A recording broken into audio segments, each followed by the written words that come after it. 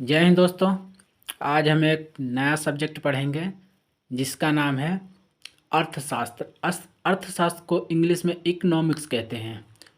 अब हम इकोनॉमिक्स में भारतीय अर्थव्यवस्था पर कुछ महत्वपूर्ण प्रश्न देख लेते हैं एमसीक्यू के फॉर्मेट में। ठीक है दोस्तों, पहला हमारा प्रश्न है भारतीय अर्थव्यवस्था कैसी है। तो भारतीय अर्थव्यवस्था मिश्रित अर्थव्यवस्था है। एसएससी ने 2014 एंड 2015 में पूछा था। मिश्रित अर्थव्यवस्था का क्या अभिप्राय है? सरकारी एवं निजी क्षेत्र का सह अस्तित्व। ठीक है दोस्तों, आर्थिक विकास के दृष्टिकोण से भारत की गिनती होती है विकासशील राष्ट्र के रूप में। ठीक है दोस्तों, हमारा चौथा प्रश्न कहता है कि भारतीय अर्थव्यवस्था का कौन सा क्षेत्र सकल राष्ट्रीय उत्पादन में सबसे अधिक योगदान करता है? तो इसका उत्तर होगा दोस्तों तृतीयक क्षेत्र यानी टर्सरी सेक्टर। बंद अर्थव्यवस्था या बंदी अर्थव्यवस्था क्लोज्ड इकोनॉमी वह अर्थव्यवस्था है जिसमें ना तो आयात होता है और ना ही निर्यात होता है। यानी यूपीएससी ने पूछा था 2011 में, अच्छा प्रश्न है। ऐसी अर्थव्यवस्था को क्या कहते हैं जिसका शेष विश्व से कोई संबंध नहीं होता है? संबद्ध या बंद अर्थव्यवस्था होता है दोस्तों। सातवां प्रश्न हमारा कहता है यह सत्य होगा कि भारत को परिभाषित किया जाए एक श्रम अधिक वाली अर्थव्यवस्था के रूप में। आठवां हमारा प्रश्न है किसी देश का आर्थिक विकास निर्भर किस रूप में करता है? हमारा प्राकृतिक संसाधन के रूप में, बाजार एवं आकार में, पूंजी निर्माण में, उपयुक्त सभी होगा।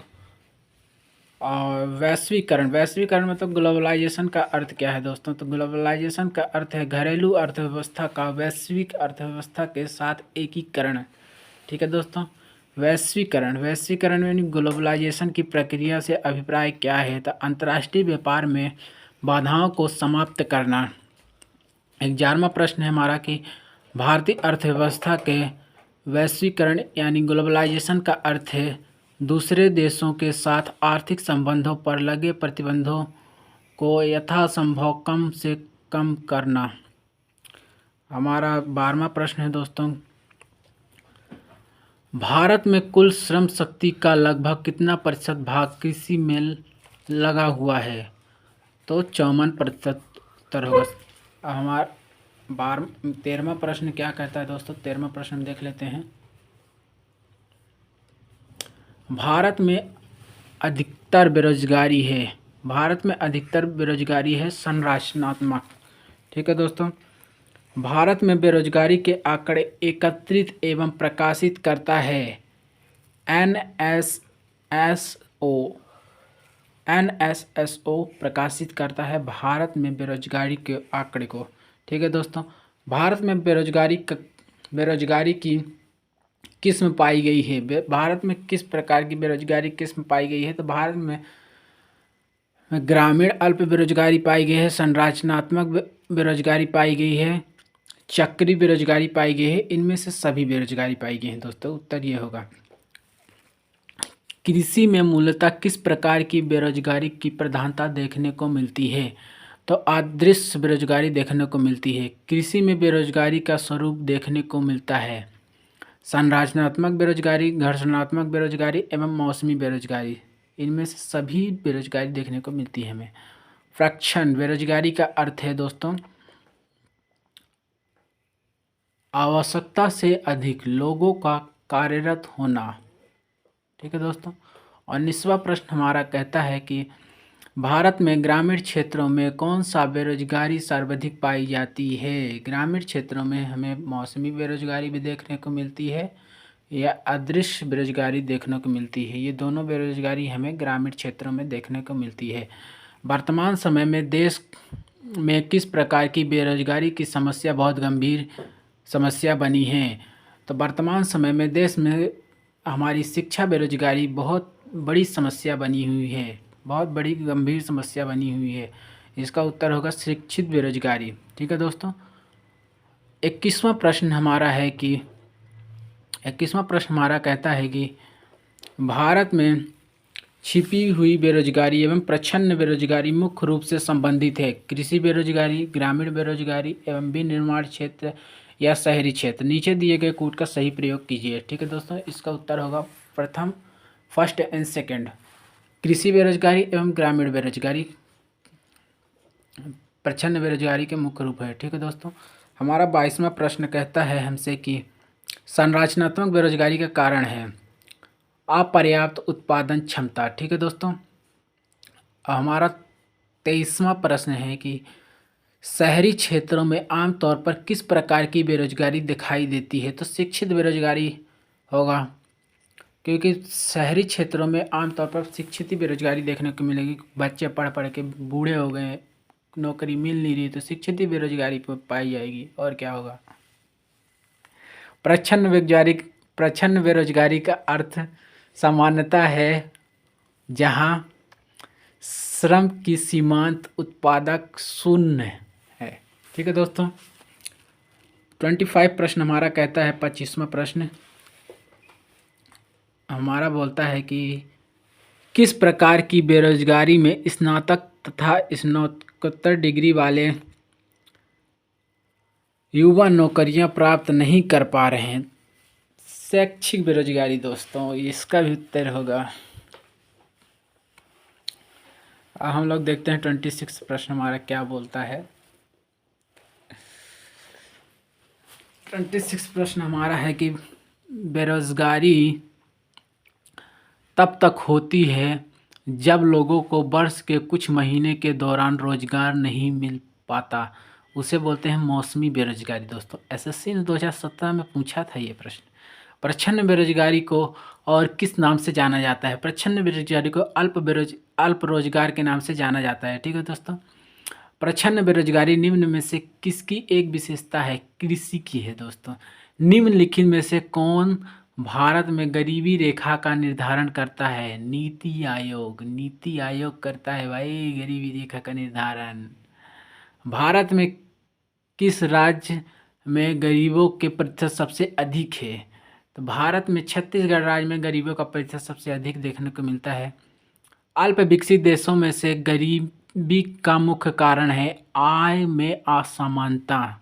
ठीक है दोस्तों, भारत में निर्धारण के स्तर पर आकलन किया जाता है परिवार के उपभोक्ता व्यय के आधार पर। यूपीएससी में पूछा गया प्रश्न है 2012 में।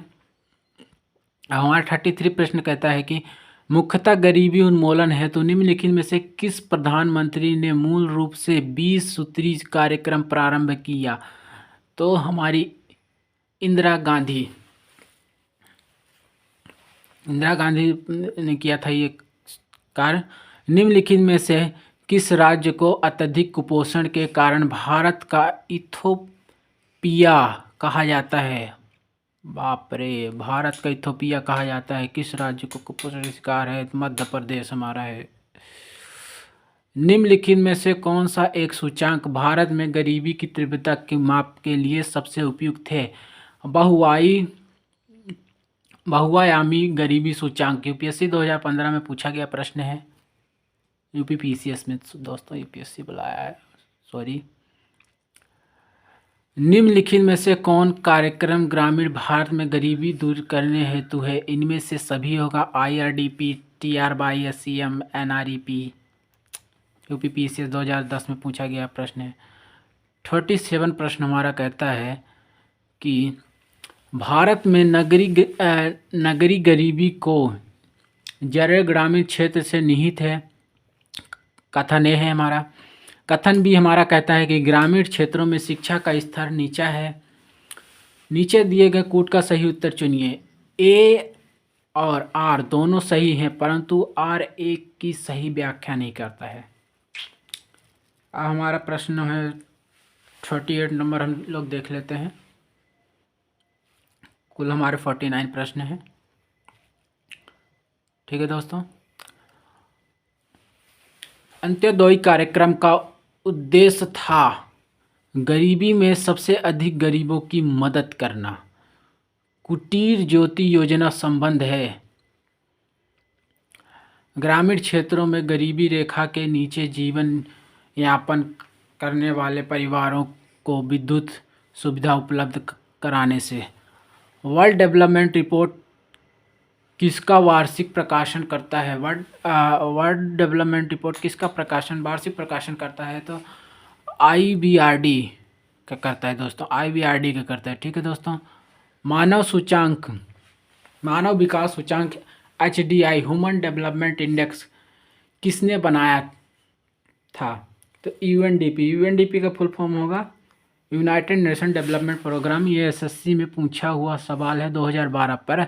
वर्ल्ड डेवलपमेंट रिपोर्ट किसका वार्षिक प्रकाशन करता है दोस्तों? ये 40वां नंबर IAS 2002 में पूछा गया प्रश्न है, इसको याद रखिएगा। SSC में ये सवाल रिपीट होता रहता है कि HDI यानी मानव विकास सूचांक या ह्यूमन डेवलपमेंट इंडेक्स किसने बनाया था? तो यूनाइटेड नेशन डेवलपमेंट प्रोग्राम ने बनाया था, UNDP। मानव विकास सूचांक HDI का अर्थशास्त्री की देन है, महबूब उल हक की देन है। ठीक है दोस्तों। 43 हमारा प्रश्न कहता है कि निम्नलिखित में से कौन मानव विकास सूचांक का हिस्सा नहीं है? तो स्वास्थ्य एवं पोषण है, प्रति व्यक्ति आय है, जन्म के समय जीवन प्रत्याशा है, सकल नाम निवेश दर नहीं है। ठीक है दोस्तों। 44 प्रश्न हमारा कहता है मानव विकास सूचांक HDI ह्यूमन डेवलपमेंट इंडेक्स का आधार है स्वास्थ्य, शिक्षा, जीवन स्तर। ठीक है दोस्तों। 45 प्रश्न कहता है हमारा कि राज्य स्तरीय मानव विकास रिपोर्ट जारी करने वाला प्रथम राज्य कौन सा है? मध्य प्रदेश। MPPSC 2015 में पूछा गया सवाल है। ठीक है दोस्तों। संयुक्त राष्ट्र विकास कार्यक्रम UNDP united nation development programme की मानव विकास रिपोर्ट के तर्ज पर भारत की पहली मानव विकास रिपोर्ट कब जारी किया गया? तो अप्रैल 2002 में जारी किया गया दोस्तों। UNDP united nation development programme की मानव विकास रिपोर्ट में भारत को किस श्रेणी में रखा गया? मध्यम मानव विकास श्रेणी में रखा गया। 48 प्रश्न हमारा है कि निम्नलिखित में से कौन मानव विकास सूचांक ह्यूमन डेवलपमेंट इंडेक्स का माप नहीं है?